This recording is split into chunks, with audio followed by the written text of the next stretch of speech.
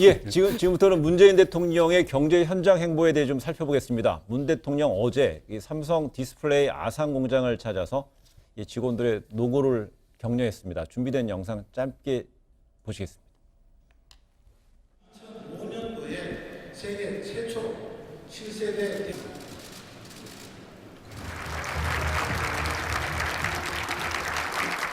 오늘 신규 투자 협약식은 세계 1위 디스플레이 경쟁력을 지키면서 핵심 소재 부품 장비를 자립하여 누구도 넘볼 수 없는 디스플레이 제조 강국으로 가는 출발점이 될 것입니다.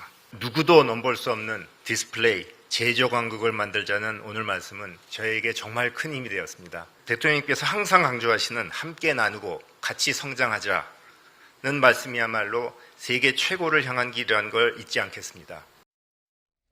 네, 좀 화면에는 안 나왔지만은요. 문 대통령은 이 부회장의 이름을 직접 언급하면서 감사하다고 했고 또 이 부회장은 큰 힘이 된다면서 이 화답하는 아무래도 삼성은 우리나라 최대 기업이기 때문에요. 이거 단순하게 여러 경제 행보 중에 하나다 이렇게만 보기에는요 무게감이 좀 달라 보이기도 합니다. 지금 그 문재인 대통령이 아산 공장을 찾아간 데는 여러 가지 어떤 그 포석이 깔려 있었던 것 같습니다. 첫째는 일본이 그 수출 규제를 한 지 100일이 되는 날이에요. 100일째가 된다라고 하는 것이 갖고 있는 상징성이 있는데 이게 삼성전자라고 하는 것이 다시 연결이 되죠. 왜냐하면 일본이 수출 규제한 게 반도체 핵심 소재에 대해서 수출 규제를 했기 때문에 만약에 100일째의 부분들에 대해서 이야기를 한다면 결국은 당연히 그 반도체 업체를 찾아간 건 좀 너무나 그건 당연한 것이니까 삼성전자를 어떤 찾아간 이게 하나가 있을 것 같고요. 또 한 가지는 이 조국 장관에 대한 수사가 계속되면서 청와대에서 여러 번 밝힌 바가 있습니다. 이거는 그러면 수사는 맡기고 민생에 집중하자라는 이야기를 청와대에서 여러 번 했고 문재인 대통령도 했고 집권 여당인 민주당도 여러 번 했어요. 그런 점에서 지금 그 대통령은 경제에 올인하고 있다라고 하는 것들을 국민들 앞에서 이제 그 호소하는 이런 측면도 여기는 깔려 있는 것이겠고. 왜냐하면 그러니까 내년도 경제 전망이 별로 좋지가 않기 때문에 이렇게 노력하고 있다라고 하는 것들을 국민들한테 어필하는 측면도 여기는 깔려 있다고 봐야 되겠죠.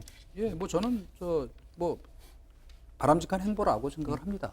당연히 이제 더구나 이제 그 상징성, 그 수출 규제의 그 직격탄이 사실은 그 삼성을 겨냥한 것이었기 때문에 그것도 겸해서 이제 그 둘러보는 것까지 좋은데 오히려 눈에 이렇게 딱 그 들어왔던 거는 우리 이재용 부회장이란 말을 쓰셨더라고요.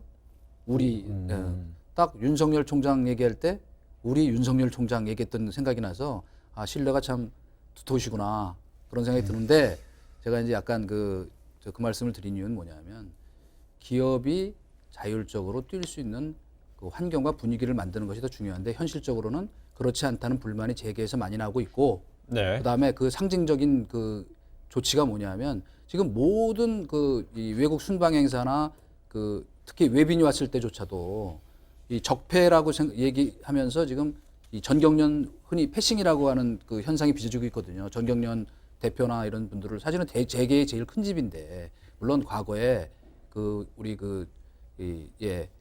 박근혜 전 대통령 관련 수사에서 여러 가지 적폐가 드러났기 때문에 그럴 수는 있겠으나 오히려 저는 그런 것들을 잘 재계를 전체를 아우르는 그런 모습을 좀 보였으면 좋겠다는 생각이 들어요. 추가하고 싶은 게 심상정 정의당 대표가 이런 어떤 그 삼성에 대한 행보가 혹시 재판에 영향을 줄 수도 있지 않는가라고 하는 점을 경계를 했습니다. 저는 이런 경계는 끊임없이 정치권이나 일반 국민도 해야 된다고 생각을 해요. 다만 지난 4월에 화성 사업장을 찾아갔을 때도 똑같은 우려를 했어요. 이때는 대법원 선고가 나오기 전이었죠. 근데 아무튼 대법원의 선고는 오히려 이재용 부회장한테 불리하게 나오고 파기환송이 됐던 부분들까지 보면서 균형된 시각으로 좀 바라봤으면 좋겠다 이런 생각도 좀 같이 듭니다. 예, 이제 삼성 현장 방문한 거는 요 정도 얘기해 보고요. 이 한일 경제 충돌 과정에서 문 대통령이 이제 또 타결책을 낼지 주목이 됐는데 일왕 즉위식 4일 전에 주한 일본 대사와의 여러 제한 우리나라 이제 주재하는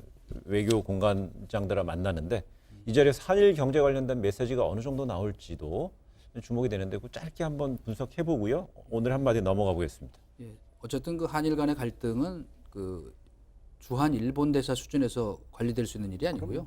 그건 사실은 청와대와 아베 총리가 직접 얘기해야 되는 사안인데 그 핵심이 되는 어쨌든 첫골이 이른바 강제징용 피해자 그 보상을 위한 그 압류 있잖아요.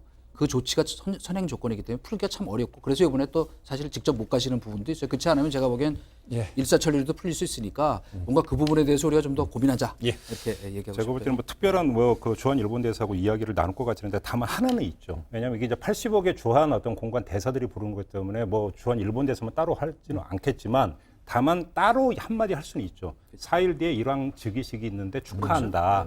그러면서 어떤 이런 영상이 다시 어떤 국내 방송이나 일본에까지 전해지면서 일본을 향해서 부드러운 메시지를 전달하는 이런 것은 제가 볼 때 필요하다고 생각을 해요.